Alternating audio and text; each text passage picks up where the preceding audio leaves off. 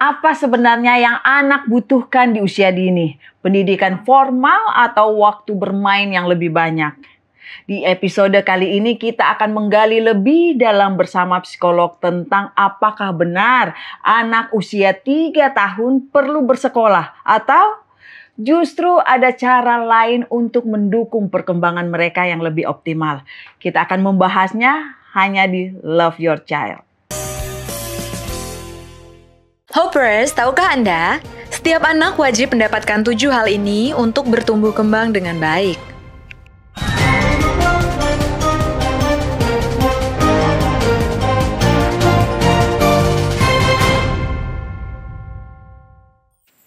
Untuk tumbuh dan berkembang dengan baik, setiap anak usia 3 tahun memerlukan berbagai aspek penting dalam kehidupannya. Berikut 7 hal yang wajib didapatkan anak usia 3 tahun. Yang pertama, kasih sayang dan perhatian dari orang tua. Anak membutuhkan cinta, perhatian, dan rasa aman dari orang tua.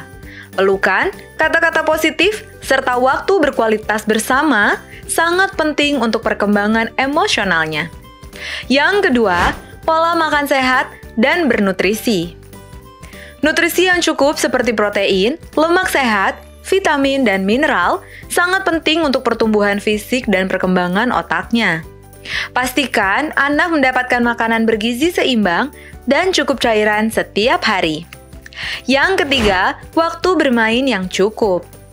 Bermain adalah cara utama anak belajar. Bermain bebas, bermain peran, dan bermain di luar ruangan membantu meningkatkan kreativitas, keterampilan sosial, dan motoriknya.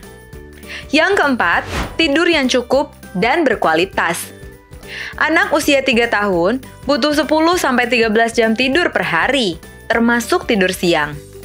Tidur yang cukup membantu perkembangan otak, mengatur emosi, dan memperkuat daya tahan tubuhnya. Yang kelima, stimulasi untuk perkembangan otak. Membacakan buku, mengajak berbicara, bermain puzzle, serta menggambar atau mewarnai, membantu anak mengembangkan kemampuan berpikir, bahasa, dan kreativitasnya. Yang keenam, interaksi sosial dan pengalaman baru. Anak perlu belajar berinteraksi dengan teman sebaya maupun orang dewasa di luar keluarga. Bermain bersama teman, pergi ke taman, atau mengikuti kegiatan kelompok, membantu anak mengembangkan keterampilan sosial. Yang ketujuh, lingkungan yang aman dan nyaman. Lingkungan rumah yang penuh kasih sayang, bebas dari kekerasan, serta aman dari bahaya fisik sangat penting untuk pertumbuhan anak. Anak perlu merasa nyaman untuk bereksplorasi tanpa takut dihukum atau dimarahi secara berlebihan. Nah, Hoppers, jika anak mendapatkan semua ini, pertumbuhan dan perkembangannya akan berjalan optimal. Dari daftar ini, menurutmu mana yang paling sering terlupakan oleh orang tua?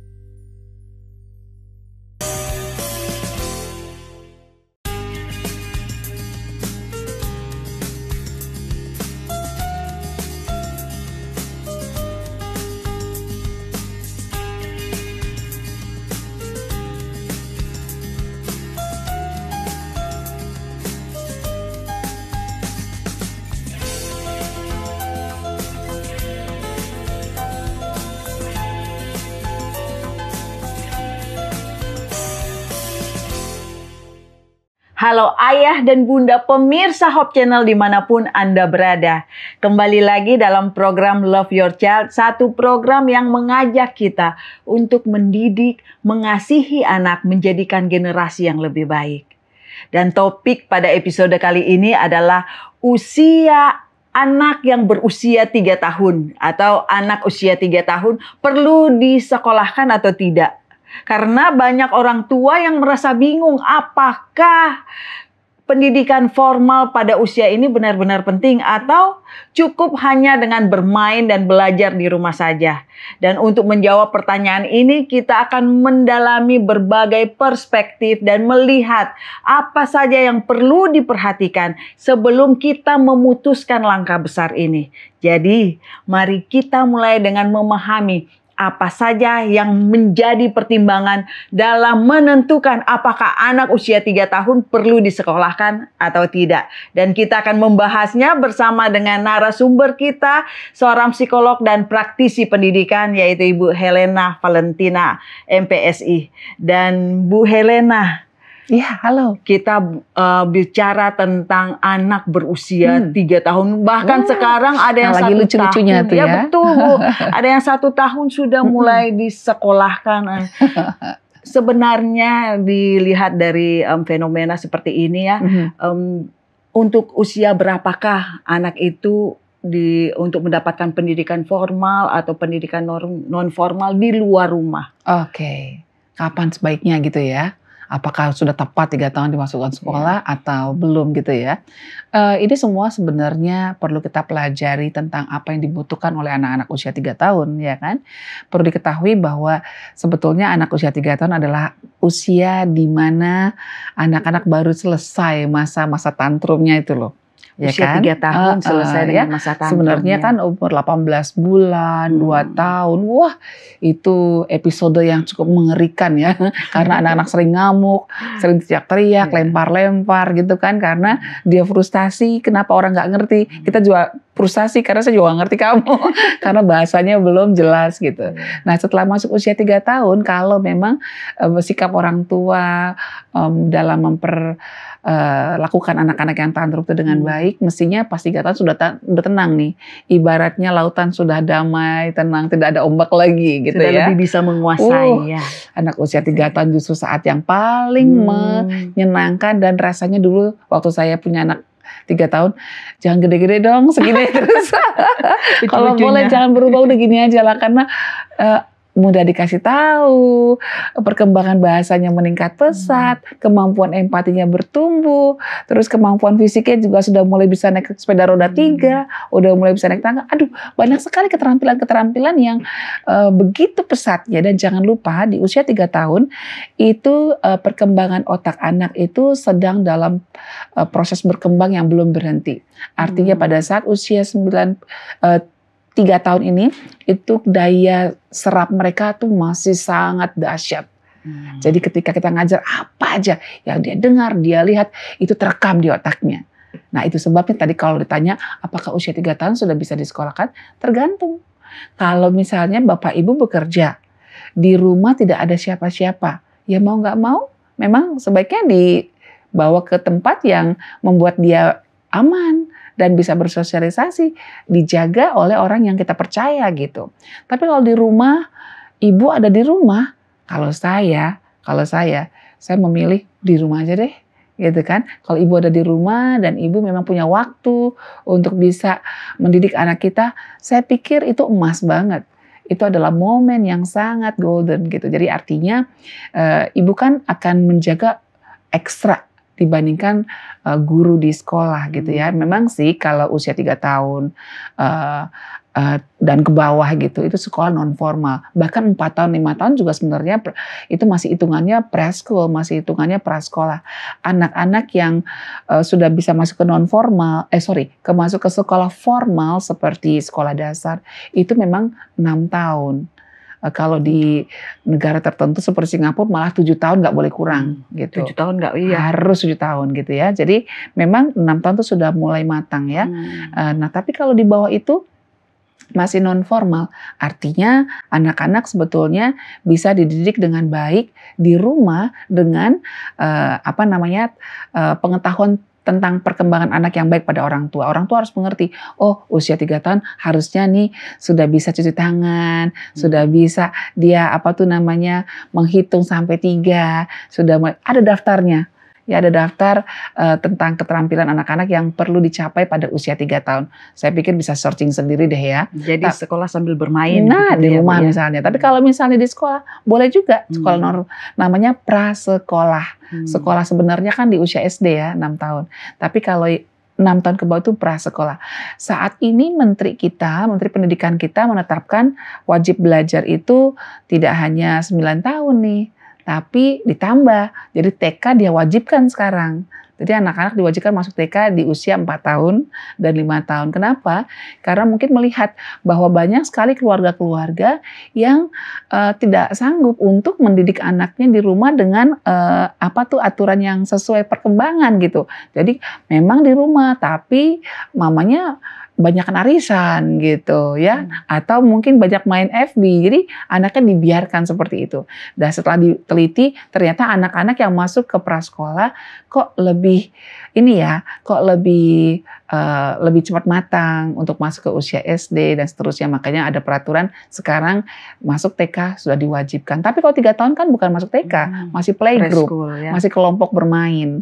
Jadi kalau kelompok bermain ini saya rasa ini bukanlah satu hal yang wajib untuk memasukkan anak kita ke sebuah institusi pendidikan walaupun itu non formal. Tapi apabila kondisi pilihannya adalah di rumah nggak ada yang ngasuh, tidak ada yang mendidik, lalu ada prasekolah, ya pilih prasekolah lah gitu. Karena di prasekolah dia paling tidak kita bisa menitipkan pada orang yang memang kompeten. Kan guru-guru kan sudah terlatih, ya kan, dan juga praskol yang benar harusnya sudah ada kurikulum yang sesuai dengan tahapan perkembangan anak.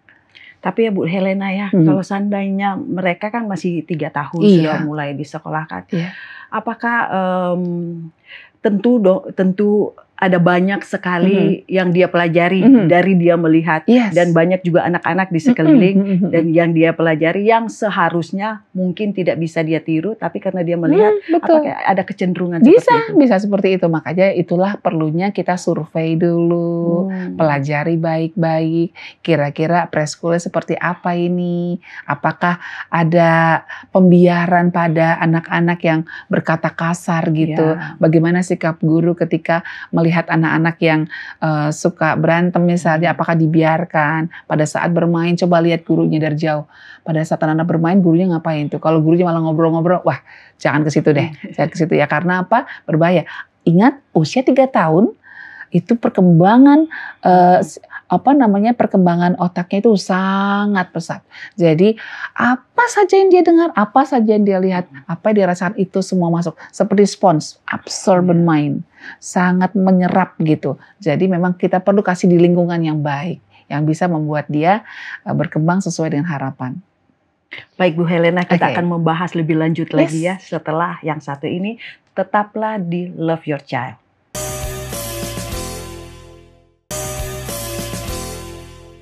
Kembali lagi di Love Your Child dan kita masih membahas anak usia 3 tahun perlu disekolahkan atau tidak. Dan di segmen ini kita akan membongkar beberapa mitos dan fakta Bu Helena. Karena biasanya orang tua itu mitos jadi fakta jadi mitos. Dan nanti kita akan mendengarkan beberapa mitos dan fakta ya Bu Helena ya. Nah, untuk pertama Bu Helena, mitos atau fakta nih. Anak usia 3 tahun yang disekolahkan akan lebih sulit bersosialisasi di masa depan. Apakah yang disekolahkan atau yang tidak disekolahkan? Anak-anak yang tidak disekolahkan. Tidak disekolahkan. Jadi kalau yang di rumah itu akan lebih sulit untuk bersosialisasi di masa depan. Tergantung jawabannya. Tergantung. Ya. Karena apa? Di rumah kalau banyak orang yang bisa terlibat, ada oma, opa, ya kan? Atau mungkin juga ada mama yang 24 jam ada di rumah misalnya, atau mungkin punya banyak waktu di rumah dan bisa memberikan stimulasi yang baik dalam hal bersosialisasi, sering diajak jalan atau mungkin sering mendatangkan tamu, teman-teman di tetangganya bisa dia ke rumah. Jadi suasananya adalah suasana di mana anak-anak itu bisa berkenalan, kemudian juga belajar tentang keterampilan berbicara, belajar berempati dan sebagainya. Bisa juga. Jadi tidak selalu harus di prasekolah itu akan dikembangkan. Jadi tergantung siapa yang ada di rumah. Ya, jadi dalam hal ini Bu Helena, apa saja yang bisa dilakukan oleh orang tua untuk membantu anaknya bersosialisasi di rumah? Yang paling utama sering dipertemukan dengan orang lain selain mama dan papanya.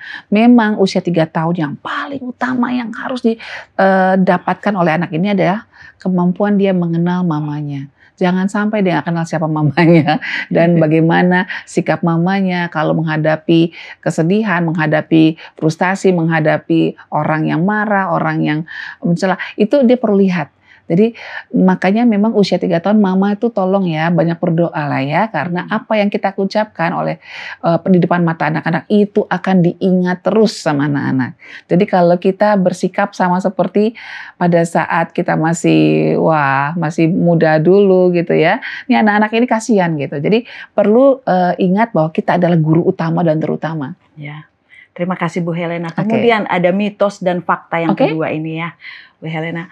Anak yang disekolahkan terlalu dini cenderung lebih stres. Wah, anak yang disekolahkan terlalu dini cenderung lebih stres dibandingkan dengan anak yang disekolahkan lebih belakangan. Mitos atau fakta ini, Bu Helena? Tergantung lagi. Tergantung lagi. Jadi kalau preschool itu dipimpin, dikelola atau dilaksanakan oleh orang-orang yang memang mengetahui tahap perkembangan anak, tahap perkembangan fisik, dan juga emosional, sosialnya, wah itu akan bagus banget, dia nggak akan stres. Tapi kalau dipimpin oleh orang yang mungkin dia biasa ngajar SMA nih, lalu dia buka preschool, jadi guru di preschool, wah gawat, kecil-kecil 3 tahun udah disuruh nulis, udah disuruh belajar baca dengan cara di kelas 1 gitu ya, karena belum selesai. Jadi anak-anak di usia 3 tahun harusnya pribadi gitu. Tapi kalau diajarin duduk semuanya, ini huruf A, apa? Wah, udah gitu kalau misalnya salah dihukum gitu. Waduh. Jadi kalau seperti ini yang ada adalah memang stres.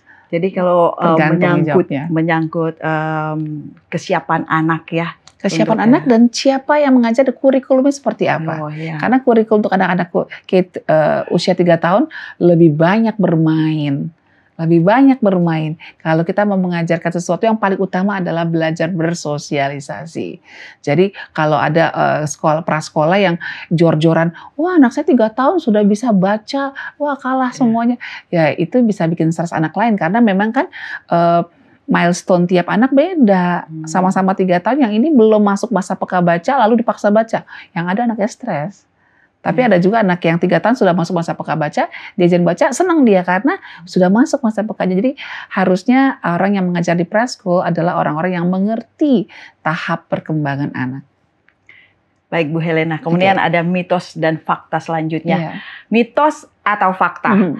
Anak yang belajar di rumah saja pada usia 3 tahun akan tertinggal dalam hal akademik dibandingkan dengan anak yang masuk sekolah. Apakah itu mitos atau fakta? Tergantung lagi. Ini mitosnya ini bisa tergantung ya, karena kalau di rumah saja ini saya sering menemukan anak-anak yang tidak pernah preschool sama sekali. Dia masuk kelas 1 dan brilian. Setelah saya terlidiki, di rumah gimana ngajarnya? Ya saya cuman kenalin aja pelan-pelan gitu. Tapi ternyata dengan banyak bermain membuat dia dekat dengan anaknya, sehingga anaknya nurut dengan apa yang diajak sama mamanya, karena suasananya bermain, menyenangkan. Jadi walaupun dia nggak ada di preschool, tapi rupanya kemampuan akademisnya bagus tuh. Begitu masuk di SD, saya kaget tuh. Dia bisa kuasai operasi hitung 0 sampai 10 dengan baik. Saya pikir ini tergantung. Tapi kalau di rumah saja, orang tua nggak pernah ngajari, tidak pernah berinteraksi, dicuekin, dan dikurung di rumah, nggak boleh bergaul dengan orang lain, ya iya sih, memang lebih baik di preschool.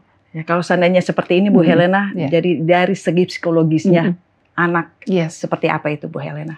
Kalau di rumah saja, akademisnya akan seperti apa? Tergantung lagi dengan siapa yang mengajar dan bagaimana mamanya menempatkan dirinya sebagai guru pada anaknya gitu.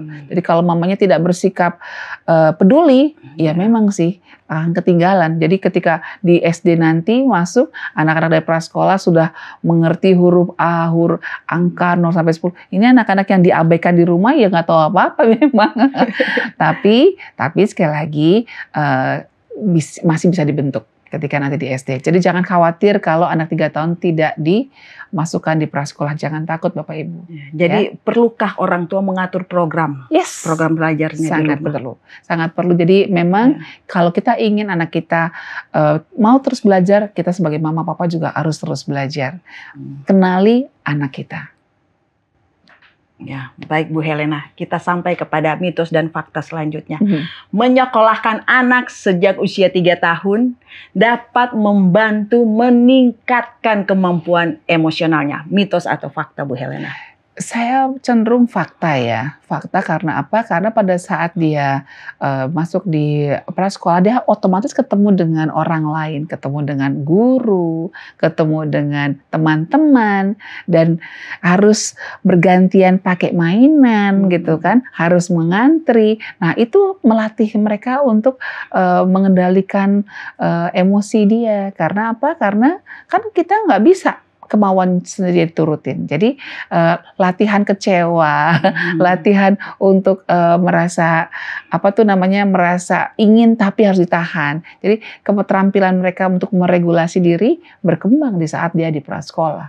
Itu sih kalau boleh saya bilang fakta. Fakta ya. Terima kasih untuk pencerahannya Bu Helena untuk mitos dan faktanya, dan kita akan kembali lagi setelah yang satu ini.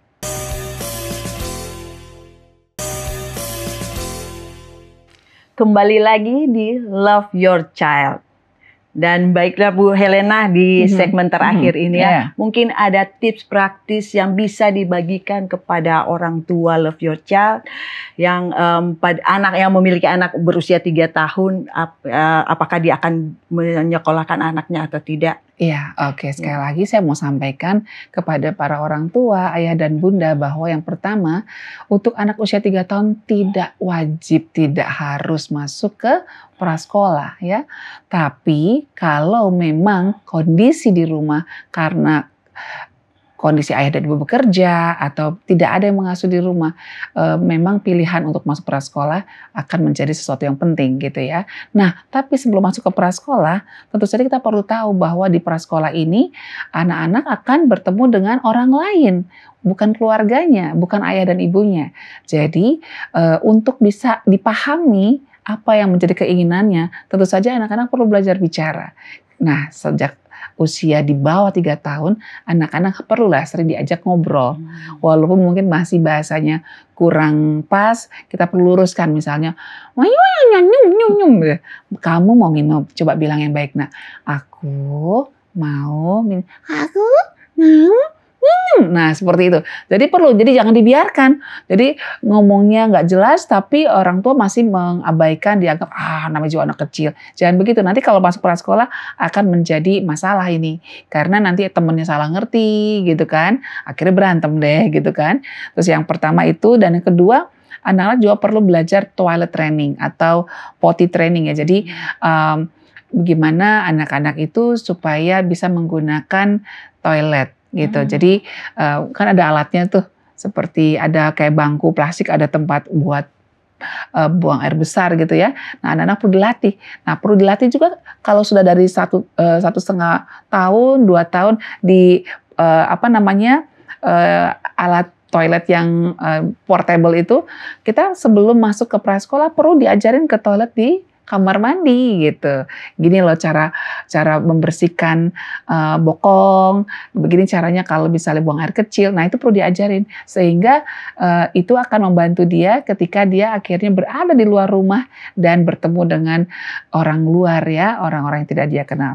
Dan selain berbicara, kemampuan untuk toilet training juga perlu belajar untuk mengikuti instruksi sederhana. Misalnya, nak, ayo kita duduk, ambil sendok, coba ambil sendok, ambil garpu. Nah, itu perlu dilatih sehingga anak-anak pada saat ketemu dengan gurunya nanti di prasekolah, anak-anak tidak canggung lagi untuk mengikuti instruksi.